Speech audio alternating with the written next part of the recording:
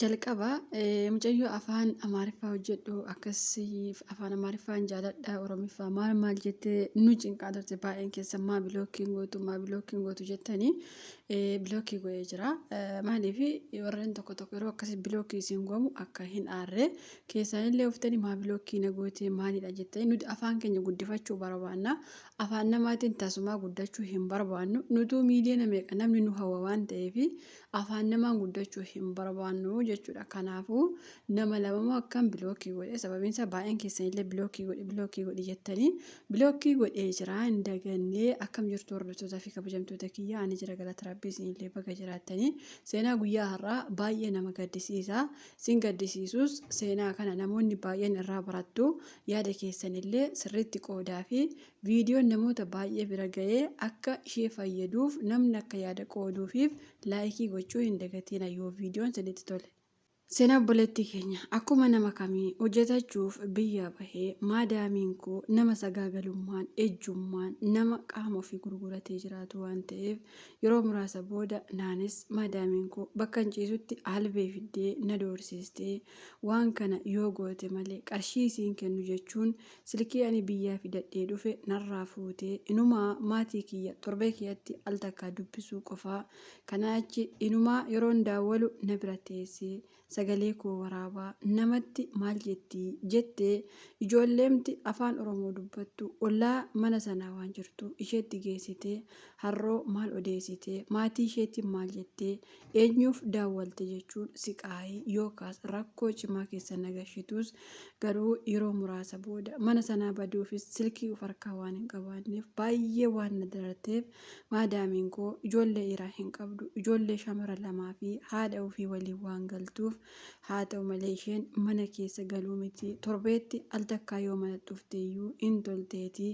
isayyuu shaanxaa guurrattee baatu uffata baala gummaa ishee fudhattee deemtu fiddee akkan miicuuf torbee keessatti yeroo tokko yookaas yeroo lama ufti malee hinumaa ishee hin agarru waan ta'eef yoo ta'uu baates manni fooqii darajaa sadaffaarra waan jiruuf achitti dhiira 3, 4, 5 akkuma dubartoonni baay'een jirtu ishumatti wal furu ta'uu rabbi haa beekuuti. Guyyaa tokko ijji koo kan soban qabaanne rabbiin kan na argu nama 5 guyyaa tokkotti dhiira fooqii isaarra ol ba'u argee anis baay'ee rifadhee saalonii fi fooqiitti kan baasu barriin cufaa waan jiruuf anis barri sana yeroo cufu maal rakkattee cuftee maal taate jechuun uftee kushinaa keessatti morma koo fuutee yeroo na qabdu anis lakkii yaaduma cufe jechuun jaartiin situ cufi jedhamoo jettee yeroo waqti jaartii gaafattu jaartiin hamba kasarraa agarree sarratanyaan cuftee ijoolleen cuftee waan beeku tokkollee hin qabu narraa deemii jechuun jaartiin akka isheen qaama ishee gurgurattee jiraattu yookaas immoo sagaagalummaa akka isheen beektu sirriitti waan beektuuf madaamiin koo barsiistuu waan taateef barsiisummaa sanallee dhiiftee waa'ima kanaatti deebite natti fakkaata. Guyyaa tokko uftee qarshii guddaa argachuu barbaadde waan kana hojjedhu jechuun yeroo natti himtu anis lakkii hin hojjedhu jedhee yeroo isheetti himu isheenis morma ishee akkana qabdee albeen morma keessarraa kutaa yoo waan kana na walii hin hojjenne jechuun yeroo isheen natti himtu anis kuti malee du'ee badee waan kana hin hojjedhu maatii koo daawwalachuu barbaada yeroo jedhu darbattee ilkaan koo fuulduraa narraa cabsitee anis dhiiga koo osoo lafatti namaa jiru cabaa ilkaan koo qabadhee yaa rabbii maa biyyaa na baaste jechuun akkuma yeroo dura yaa rabbii biyyaa nu baasi jennu gaafa rakkannu garuu yaa rabbii maa biyyaa nu baaste jechuun waa hin oolleef ani silkiin qabu mitiire imimmaan koo haqachaa dhiiga koos ilkaan koo irra gadi hangala'u qabadhee ilkaan koo gar tokkotti cabes deeme kuta ciisa koo yeroo naqu ammas albee fiddee kuni singeenyee ganaa morma keessarraa kutaa waan kana na waliin gochuu qabda jechuun ufii ni gaaba yookaas ijatti ka hidhatan sana yeroo manaa baatu hidhattee waan baatuuf anaan duraan hidhee akkan ba'u waan na gargaartuuf garuu guyyaa gaafasii kaastee ija keetti akka ta'ettu tasumaa hin barbaadu jechuun yeroo suuqii deemtus bakka tokko yeroo deemtu na fuutee deemtee fakkeenyaaf suuqii yoo seentu isheen abbaa suuqiitiin kuni meeqa jechuu malee namni fuudhee walitti qabee makiinaarra kaa'u anuma amitiire Yeroo sanaanis ija kootti hidhachuu baay'een jaaladha. Baay'ees gammada mitiire. Sababiin isaa wanti fuulatti hidhannu kun waan qallee nutti fakkaatus waan baay'ee nurraa daangessee waan jiruuf. Isheenis har'aa booda waan kana akka tuffattu hin barbaadu jechuun isas abaayyaas waan hundumaa caammaa arabni Kanaadaa jettu yookaas akka biyya keenyaatti caammaa sharaa ka jennu sana isas narraa fudhattee silippeerii na laachuun uffata bijaamaa yookaas uffata mana keessa uffatamu ni beektu mitiire isa na laachuun kanaa booda kan akkanaa uffattee mana keessa deemtaa eenyutu si argaayyuu akkatti deemtaa yoo manaa baatuyyuu akkatti deemu siif wayya jechuun rabbiin qullaa ishee hambisuuti qullaa na hambistee guyyaa 3 booda dhiirota akkuma baratte fiddee yeroo isheen manatti naqxu anis waan godhu wallaaluun na dhukkubaa jechuun osooma garaan koo waan tokko hin ta'in harka of kaahee garaa kootii akka ol na deebuu fi dhukkubni adda addaa akka na qabe anis manuma sana keessa taa'ee akkuma isa maraateetti yeroon iyyuu sababiinsaa akkuma kaleessumtii uffata narraa jijjiirtee guyyaa 3 iyyuu waan hin geenyeef haa ta'u malee waan kana akka isheen fidatte yookaas dhiirota kanatti akka isheen na gurgurtu sirriitti waan hin beekuuf anis yaa rabbi na baasii kanaaf biyyaan baaneen yaa rabbi ani qaama kiyya gurguruu yookaas zinaa dalaguu hin baane kan hin hojjetachuu barbaadu humna kiyyaanii harka namitti kanaa na baasi jechuun rabbii koon imimmaan koo hangalaasaa harkumaan qoonqoo koo yookaas afaan koo tuqee kushinaama keessatti garaa kootii yeroo ol deebi'u isheenis maal taatee diirama fayyaa kee miti jechuun kushina natti cuftee rabbi dhabama si haa godhu achumatti du'ii achiin ka'iini jechuun saalonii dhaabattee yeroo isheen na abaartu haati ishee dhuftee maal si gootee maaliif abaartaa ijoollee kee si guddisaa jirti nama gargaaraa jirti mucaan kun mucaa gaariidha maaliif itti maraata jechuun yeroo isheen gaafattu. Isheenis haadha isheetti waanan jedhu ishiin jettu ani qarshii kootiin kan ishee fide waanan barbaade ishee gochuuf moo maaliifi jettee yeroo haadha isheetti himtu haati ishees dhiisii dubbiin akkas miti addunyaan hin jijjiiramaatii kunis akkuma ani si jaaladhu haati ishee jaalatti waan ta'eef waan akkanaa irratti hin raawwatiini jechuun jaartiin waan baalageef akka isheen na barbaaddu wanta akka waan hin beekneef anis guyyaa sanaaf nagaa koo bulee ammas torbee tokko osoo hin gahiin akkam gootiree itti yaadisiin jedhee ati mana kana keessaa sarraatanyaa hin taatu ani agarta miti akkattiin kooree qarshii guddaa argadhee yookaas waanuma daqiiqaa 30-40 yookaas sa'aatii tokko keessatti qarshii guddaa waan argattuuf siif jedheen malee ani maal na dhibee jechuu yeroo natti himtu anis lakki maaloo anoo waan kana hin barbaadu yoo ta'uu baate gara biyya koo nagashii jechuun yeroo itti himu isheenis inumaa natti jabaattee wallaahi jechuun yeroo lamarra deebitee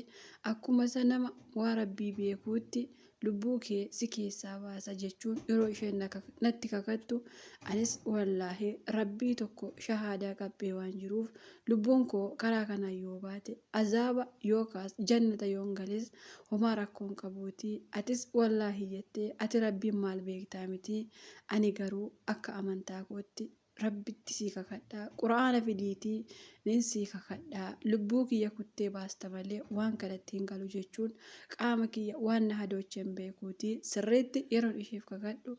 isheenis dhugumatti intaloon na tuffatte jechuun inumaa quraana fidii siifan kakadhaa akkan waan kanatti hin galle jettaayi jechuun ilkaan koo dura cabsite irratti mikinissaa yookaan haxooftuu manaa ufuma fuulduratti agartee achumatti yeroo 2 na rukuttee anis yaa rabbii jechuun rabbiin tokkichi lafaaf samii kalaqe hunduma keenyayyuu waan goonu hin beekamitiire isheen zinaaf jettee takkaa ilkaan koo cabsitee ammammoo mikinissaa yeroo na rukuttu achumatti hojii rabbiif safuudhaatii harki ishee tokko hadoodee sa'aatii 24f achii ka'uu diddee anis qabee isheen kaafneetii sababiinsaa gaafa arabni kuftu itti fiigne waan qabnuuf ashaaraan immoo unumaa waan qabatuuf anis rabbi na eegee achiis isheen kaafneetii duubatti deebi'ee kushinaa taa'ee sa'aatii 24 yeroo isiniin jiru ganama kuftee galgala naannoo sa'aatii 6 yookaas naannoo sa'aatii 8 akka Itoophiyaatti halkan keessaa of bartee haati ishee irra raftiseetiiti isheen intaloo ishee yookaas ijoolleen ishee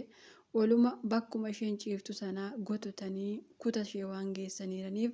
jaartiin yeroo tokko tokko dhukkuba sammuus waan qabduuf waan tokkollee yoo dhukkubsatte yookaas ijoollees ta'e nama itti himnu waan ta'eef sababiinsaa jaartiin dhibee sammuu waan qabduuf in dhokata waan ta'eef anis kana taate sana taate hin jenneeti yaa rabbii galanni keetii alhamdulillaahi kana na agarsiiste kunuu naaf waan guddaadha jechuun rabbii kootti boohee ammas sumatu biyyaa na baase yaa rabbii gargaarsa keen biyyaa bahee gargaarsa keetiin harka namittii kanaatiin na baasii jechuun rabbii kootti boohee yeroon kadhadhu yeroo tokko tokko yeroo rabbiin kadhannu deebbiin keenya gaafa turu rabbiin nuun dhagahu nutti fakkaata mitiire. Anis dinqisiifadhee ganama kaatee ani gaggabdoo qabaa durumaaniyyuu maalan ta'ee yeroon kufe maana kaasuu diddee maa mana yaalaa sowwaaqa yookaas namni makiinaa ofuun jira miti isaanitti maanaa daawwaluu diddee jettee yeroo isheen na gaafattu ani rabbi naaf haa dhiisu malee jaroonni isheen barsiiste yeroo hundaa qulfii manaa qabu natti fakkaata silkii ishee daawwalanii gibbii keessas namni lama dhaabatee anis otuman arguun isheen maamaan yookaas ween madaam yookaas maadaamiin eessa jirti yeroo naan jedhan anis hin beeku namnuu mana hin jiru jedhee galgala waan himeeruuf haa ta'u malee isheenis ganama yeroo of bartee kaatu eenyutu galgala ufee eenyutu barriibanee eenyutu eenyu akka ta'e beekaa jechuun ijoollee ishee rifattee sirriitti yeroo gaafattu ijoolleen dhugumatti hin agarreetti natu argee isheen hin jirtu jedhee haa ta'u malee isheen ijoollee ishee shakkitee baay'ee waan rifatteef ani waan kana hin agarre jedhii nama takkayyuu hin ufne jedhii kakadhu jettee yeroo ijoollee kaksiistu ijoolleen nuti soonii taphannaa wanta akkallee hin agarre wallaahi jechuun yeroo isheetti himtu isheenis alhamdulillaahi jettee atoo maal agarte jettee kushinaa uftee yeroo na gaafattu homaa takkallee waan arge hin qabu nallee na ukkubaa waan ta'eef rafaan oolee halkanis rafaan bulee waan ta'ellee hin beeku jechuun yeroo isheetti himu. Isheenis ati xonqolaa ofirraa qabdaa in sobdaa xonqolaa baattee waan deemtuuf jettee mana nama wayii yookaas manatti xonqolaa beekan natti fakkaata nageessite innis bishaan ho'aa yookaas bishaan garmalee ho'aa osoo hin taane achi keessa na kaahee in lablabdii amma dubbattii xonqolaan sun maal akka ta'e jedhanii dhugaa dubbachuuf namoonni baay'een kan akka Indoneesiyaa Filipiinii kan akka Chaayinaan hundi achi keessatti walitti qabamtee waan laftuuf anis homaa takka ofirraan qabu mitiire rabbiin koo rabbitti isa amanan tokkicha malee bishaanitti akka hin amanne hin beeka waan ta'eef sababiinsaa anis rakkoo waan hin qabaanneef isheen garuu bishaan kana keessaa waanuma hundumaatu mul'ata waan ati gootee fi waan ati mana keenya keessa jechuun yeroo nageessitu haa ta'u malee ani garuu isaan mana amantaa rabbiin beekan natti fakkaatee edaa isheenis haati ishees maqumaaf maqaa rabbiin kakatu malee bakka xonqolaa mana xonqolaa keessaayyuu bakka itti dhiiga geessanii fi nama geessanii achitti wareegan isaan kana gabbaru waan ta'eef anis guyyaa sana maal argitee akkas jettaa jechuun keessa waa hin oolleef afaan arabaatiin kana fidii sana fidii haati kee yoo akkas taate malee siin fayyitu jedhee madaamii kootti yeroo inni himu anis na dhagaha waan ta'eef anis jara kanaa booda akka isaan rabbiin sirumaa hin beekne baree yaa rabbii edaa ani mana jinniin jiraayii mana namaan se'e jechuun rabbiin na gargaaree mana sana keessaa akkan bahuuf guyyaa sana isheen achi nageessite akkan lallabuuf ani garuu yeroo isheen namicha gaafattu yookaas mana jinnii sanaa jechuu kooti ufuma duubarra deebi'ee isheen achi bahinaan jetteeti akka ani waan sana odeessan akka hin dhageenyeef natti fakkaata gibbiin sun bal'aa garmalee waan ta'eef makiinaanis akka malee karaarra yaa'a mitiire anis gibbii banaa san argee suutuma jedhee achuma keessaan bahee dhugaa dubbachuuf makiinaa osoo na'ee illee waan tokko waan of hin beekneef manuma sanaa bahee suuqii yookaas bigaalaa wayii tokko seenee lakkoofsa ijoollee sammuu kiyyatti waan beekuuf daawwaladhee bakka hin jirus abbaan suuqii sanaa naaf himee battalumaan ijoolleen Oromoo dhufanii bakka sanaa na baasanii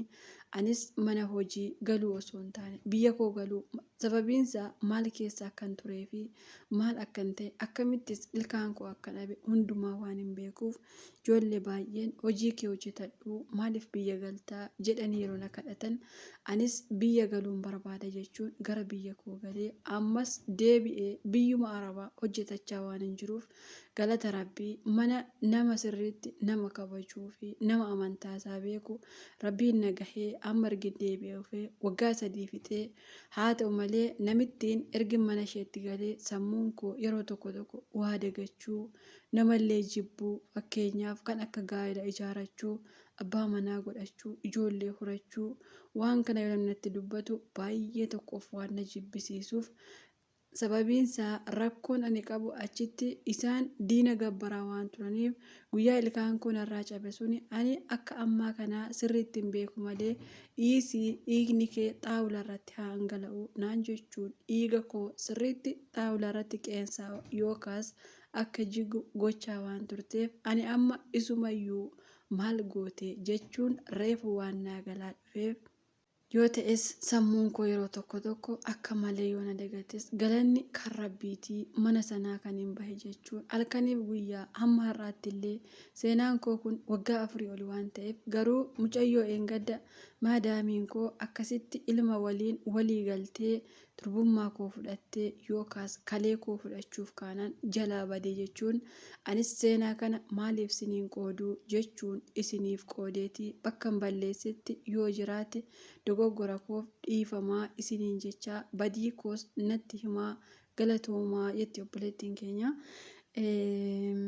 Dhugaa dubbachuuf seenaa baay'ee garaa nama nyaata baay'eellee namatti tola bakka itti namatti tolu mana sanaatii bahuu isheeti ijoolleen keenya tokko isin goboziidha dhugaa dubbachuufi goboziin akkasiis ni jirtanii ammallee wanti akkana yoo jiraate gobozii ta'uu hin dagatiina mucayyoon kun amma cimtuu hin taane ta'e mana sanaatii hin baatu turte otoo nama badduu tokko yookaan nama baalagee wayii tokko ta'e mana sanaa hin baatu turte yeroo baay'ee namoonni baay'een amantaa dahoo godhatanii biyyuma arabaa kana keessatti illee akkuma biyya keenyaati jechuudha afaan amantaa kamiin kakachaa namoonni waan kana hojjetan baay'ee jiranii jechuudha. Nuti gaafa biyyaa baanu mana kam akka nu gahu maal akka hojjennu maaliif akka biyyaa baane wanta akka waan beeknu hin qabnu garuu biyyumaa bahuu bichaa beekna rabbiin mana gaarii nu gahee mana akkasii nu gahee waan beeknu hin qabnu garuu akka carraa ta'e mana gadheetti yoo nama darbe rabbiin illee akkanaan darbee keessa nama baasa jechuudha. Mucayyoon kun amma fakkeenyaaf isheen xonqolaa qabdaa yookaas immoo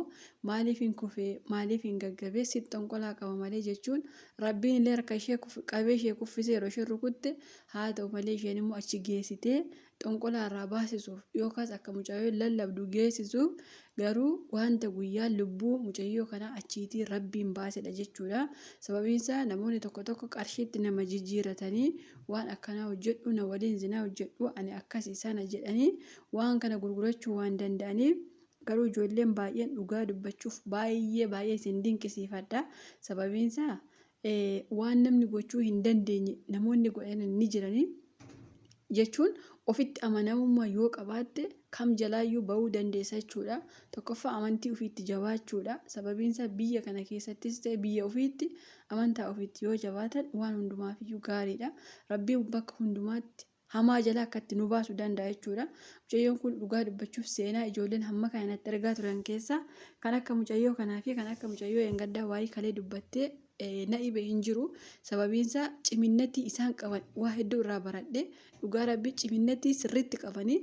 osoo nama tokko taate ishii qarshiif biyyaa bahe waan ta'eef jettee waanuma maadaamiin ishee goote gochuu dandeessi jechuudha. Garuu isheen kun hin ta'u waan akkasiif biyyaan baane yaa rabbi jalaa na baasi jechuun akka amantaa isheetti kadhatte ilkaan ishee abdullee har'a sammuu ishee xiqqoo sammuu ishee dagachuu fi waan tokko ishee irra gahullee garuu baala gummaa jalaa zinaa jalaa of baaste jirti jechuudha. Dhugaa rabbii waa hedduu irraa baratama. Namoonni akka carraa ta'e waan kun isin qunname mana badaa akkasii isin gahee yookaas immoo maadaamiin keessa nama akkasii taate yookaas nama mana baalagee wayii akkasii isin gahe tooftaa ittiin mana sanaa baddan barbaaddadhaa malee biiroon akkatti na gargaara namni akkatti na gargaara jettanii namni waan kana nama gargaaruu hin danda'u. Waan kana waan nama gargaaru rabbii fi of qofaadha jechuudha isinii galee. Biiroon illee waan kanarratti waan godhatu akka hin qabu. Sababiin isaa yoo ati biirootti himatte biiroon immoo jaratti himu jarri immoo ofiif waan kanaaf waan ta'eef maqaan nu bade jedhanii si ajjeesuu danda'u jechuudha. Kanaafuu furmaanni maaliree jaruma sana jalaa deemuu jechuudha. Sababiin isaa yoo maatii manni hundi walii galee waan kana sirratti hojjechuu yoo barbaade baduu qofa. Garuu immoo ijoollee dhiiraa waan tokko waan akkasii yoo jiraate haadhatti yoo himatte haga tokko haati sirraa oowwuu dandeessi jechuudha. Kanaafuu obboleeyyan kiyya warri waan akkasii jalaa rabbi isin baase ammallee warraaftanillee rabbi isin haa gargaaru. Ciminatti hedduu isinirraa barannee dhugaa dubbachuuf ani mucayyoo har'aaf mucayyoo engaddaarraa waa hedduu baradhe dhugaa rabbi sina namoota tokko hedduu ciminatti hagam akkatti qabdu si barsiisa. Rabbiin sammuu kee dagachaa jiru kana rabbi sammuu kee sirriitti siif haa deebisu.